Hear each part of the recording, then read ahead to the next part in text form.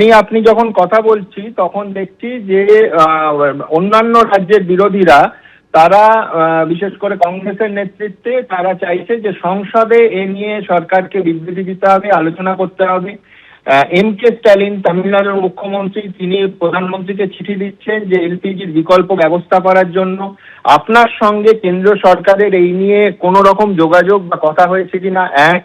আর দুই হচ্ছে যে উপমহাদেশেই তো সংকট ক্রমশ ঘনীভূত হচ্ছে, মানে পাকিস্তানে কাল থেকে 50% ধরুন গণপরিবহন যেটা সেটা বন্ধ হয়ে গেছে, এবং ওয়ার্ক ফ্রম হোম মানে একেবারে আপনি কোভিডের কথা বললেন, দুদিনের ওয়ার্ক ফ্রম হোম চালু করা হয়েছে। তার কারণ গাড়ি চলবে তার জ্বালানি তেলটুকু নেই।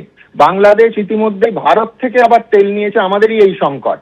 তো এই সার্বিকভাবে দেখলে কিন্তু প্রতিবেশী দেশগুলোর থেকে এই মুহূর্তে ভারতবর্ষ একটু হলেও বেটার জায়গায় আছে। আপনার সঙ্গে কেন্দ্রের কোনো কথা হয়েছে এ নিয়ে? কোনো সাজেশন দেবেন আপনি?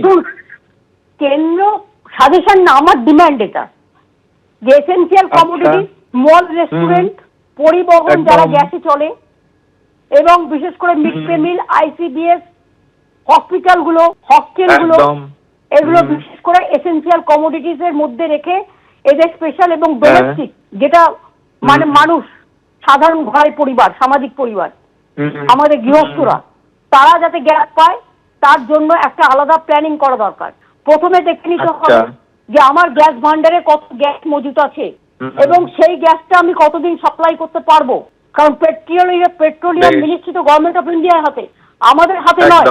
আপনারা যদি বলেন আমাদের অবস্থা ভালো, তাহলে ব্যাঙ্গালোরের সব হোটেল ভালো হয়ে গেল কি করে, বন্ধ হয়ে গেল কি করে?